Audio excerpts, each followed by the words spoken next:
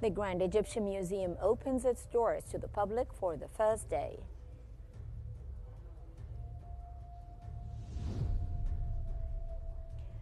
Egypt's Prime Minister reaffirms that development is a shared global responsibility.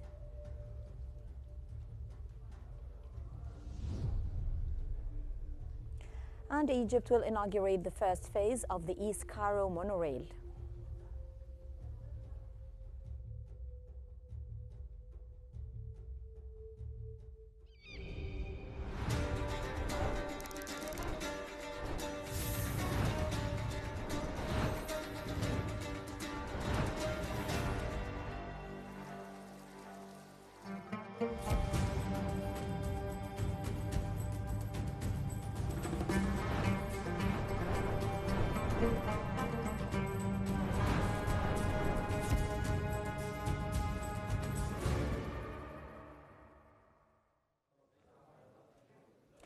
Welcome back. The Grand Egyptian Museum opens its doors to the public, drawing massive crowds of Egyptians and foreigners eager to explore its new galleries, including the halls of Tutankhamun and King Khufu's solar boats. For the very first time, all 5,537 treasures of the Golden Pharaoh are displayed together across 7,500 square meters, enhanced by immersive multimedia and meticulous restoration.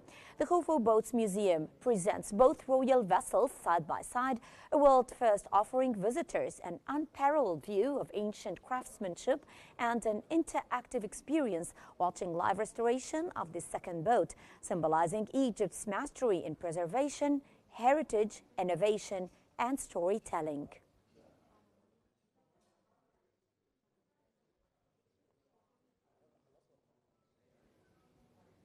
Egypt has dispatched its 65th aid convoy under the Zaid al-Izza Provision of Honor from Egypt to Gaza initiative from Rafah to Gaza via the Kerm Abu Salim border crossing. The convoy carries about 8,000 tons of urgent humanitarian aid to the Gaza Strip. The convoy includes over 4,600 tons of food supplies and flour, 2,000 tons of medical and relief materials, and 1,200 tons of fuel as part of Egypt's ongoing efforts to support Gaza civilians. Since its launch on July the 27th, the Egyptian initiative has delivered over 500,000 tons of food, medical, and fuel supplies, coordinated through 35,000 Red Crescent volunteers stationed at logistics centers and the Egyptian side of the Rafah border crossing, which has remained open throughout the crisis.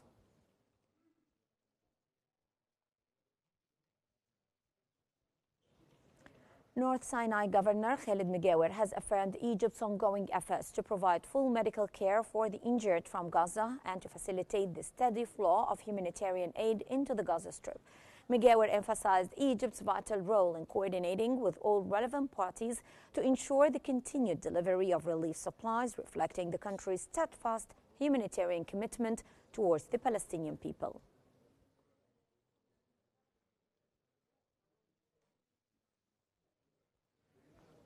The German ambassador to Egypt has visited North Sinai, focusing on the Egyptian Red Crescent's logistics hub in El Arish, which coordinates aid deliveries to Gaza. He praised Egypt's pivotal humanitarian role and the Red Crescent's tireless efforts in sustaining Gaza's lifeline of relief. During his visit, he inspected El Arish General Hospital to check on injured Palestinians receiving treatment there and reviewed logistical operations, ensuring the flow of vital supplies through the crossings. Politically, the ambassador praised Egypt's mediation to uphold the Gaza ceasefire and affirmed Germany's readiness to support the upcoming reconstruction conference hosted by Cairo.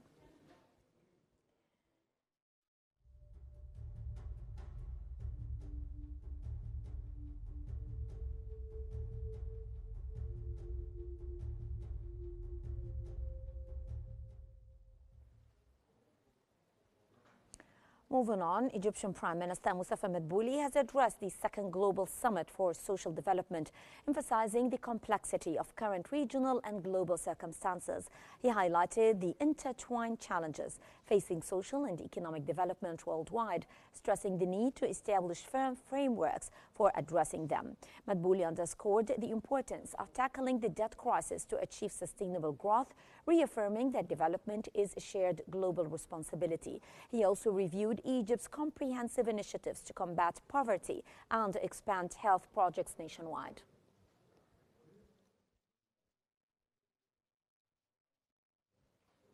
Egyptian Foreign Minister Badr Abdelati has discussed regional developments, particularly the Palestinian cause, with UK National Security Advisor Jonathan Powell.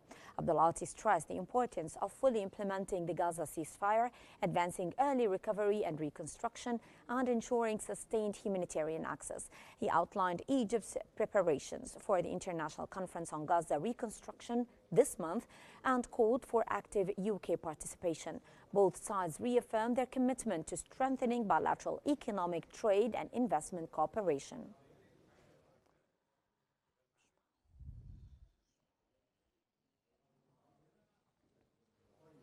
Egyptian Foreign Minister Badr Abdelati has met Italian Special Envoy for Gaza Reconstruction Bruno Arche to discuss developments in Gaza and efforts to consolidate the ceasefire and humanitarian relief.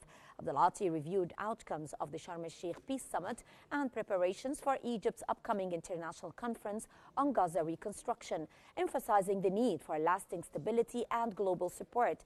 The Italian envoy praised Egypt's pivotal mediation role and reaffirmed Italy's commitment to supporting Gaza's reconstruction and regional peace efforts.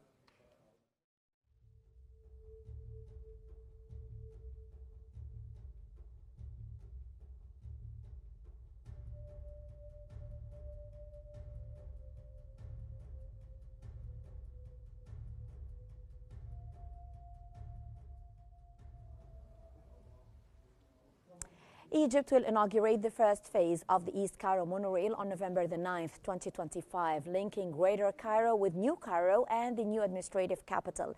The 56.5-kilometer driveless, fully electric line will serve 22 stations, connect with Metro Line 3 and the LRT, and carry up to 10,000 passengers per direction per hour. Built by Alstom, Orascom and Arab contractors, the monorail features platform screen doors, CCTV and accessibility upgrades, marking a major step in Cairo's transportation modernization.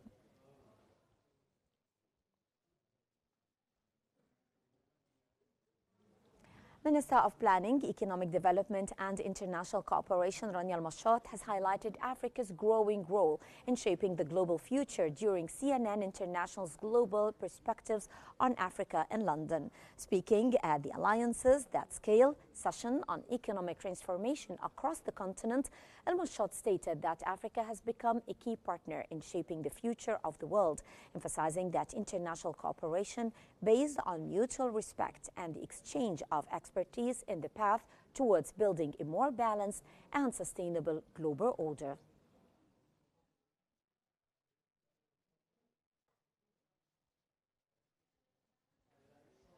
Egypt and South Korea signed a memorandum of understanding to enhance cooperation in social insurance, advancing Egypt's efforts to modernize its social protection system.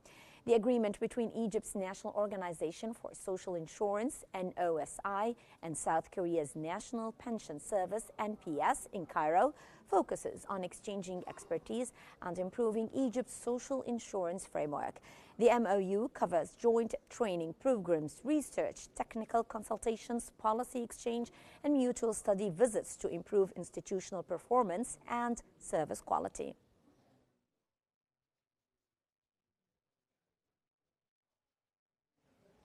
Egypt's Health Minister Khaled Abdel Ghaffar has highlighted the importance of sharing expertise with Albania to boost healthcare quality and security. Meeting Albanian President Bayram Bagjaj, he discussed collaboration on medical training, digital health insurance, and pharmaceuticals with a joint working group to implement programs in public health, research, and emergency preparedness.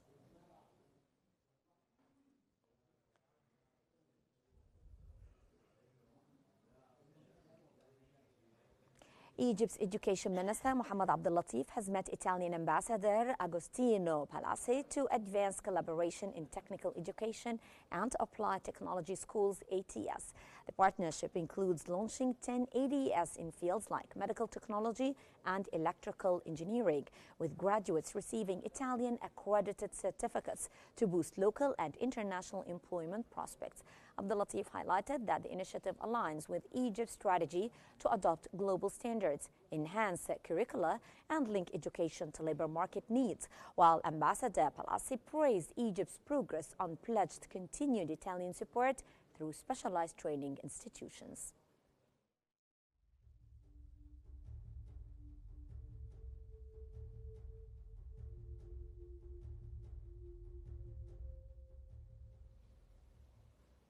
Egypt's financial system remained stable in early 2025, supported by a strong banking sector, higher foreign reserves, and improved investor confidence. The Central Bank of Egypt reported that the Financial Stability Index rose to 0.48, with net international reserves reaching $47.8 billion, covering over 6 months of imports. Non-performing loans fell to 2.2%, while banks' capital adequacy and liquidity ratios remained well above regulatory minimums. The profitability improved, with return on assets at 2.6% and return on equity at 39%. Foreign holdings of local treasury bills rose to 44.7%, and the EGX 30 index was up 19.5% year-on-year. Stress tests confirmed the system's resilience, and financial inclusion reached 74.5% of adults.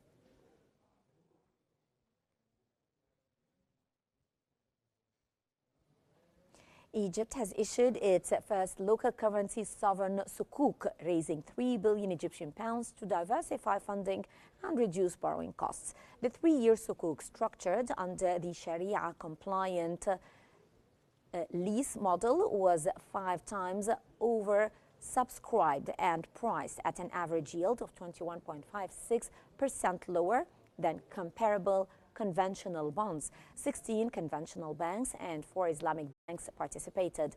The issuance, the first under Egypt's £200 billion domestic sukuk program, benefits from the same tax and accounting treatment as treasury bonds.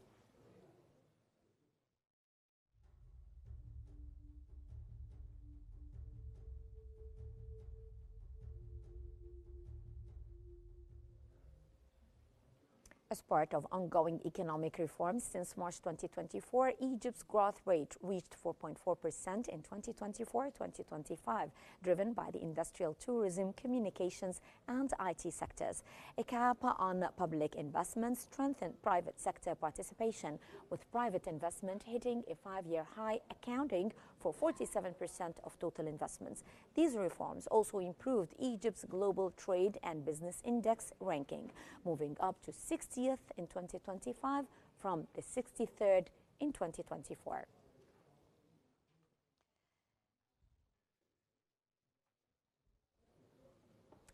Egypt's Petroleum Ministry has launched a new international tender for 4 Red Sea exploration blocks, aiming to attract foreign investment and boost energy output. Announced by Minister Karim Badawi in 2025, the bid uses a profitability-based production sharing model, offering more flexible terms for global energy firms.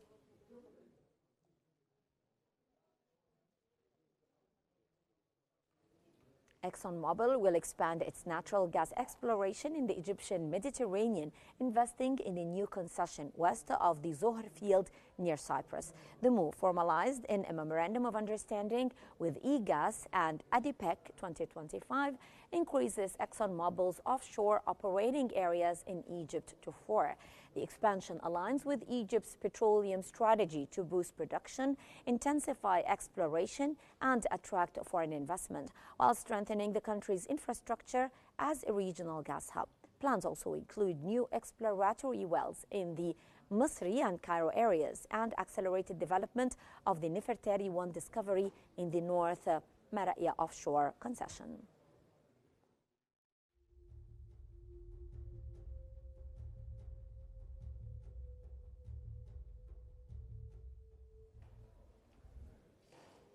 Egypt's Petroleum Minister Karim Badawi has met with OPEC Secretary General Haytham Al-Ghais at ADIPEC 2025 to discuss deepening strategic cooperation. The meeting highlighted market stability, technical collaboration, and the exchange of energy sector insights to boost Egypt's production. Badawi emphasized Egypt's readiness to play a more active observer role in OPEC and invited Al-Ghais to deliver a keynote at EGPAS 2026.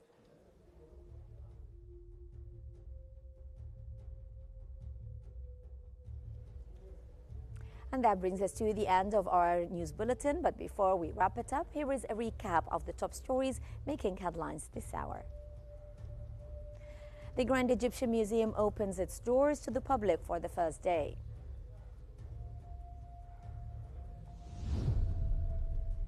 Egypt's Prime Minister reaffirms that development is a shared global responsibility.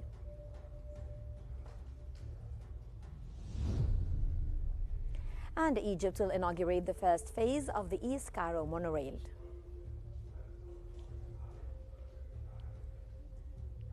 That's it for our bulletin for now, but for more stories and live updates, you can follow Q News on YouTube, Facebook, X, Instagram, and TikTok at QNewsEG to always stay informed. From all of us here, thank you so much for watching. Stay tuned for more updates here on Q News.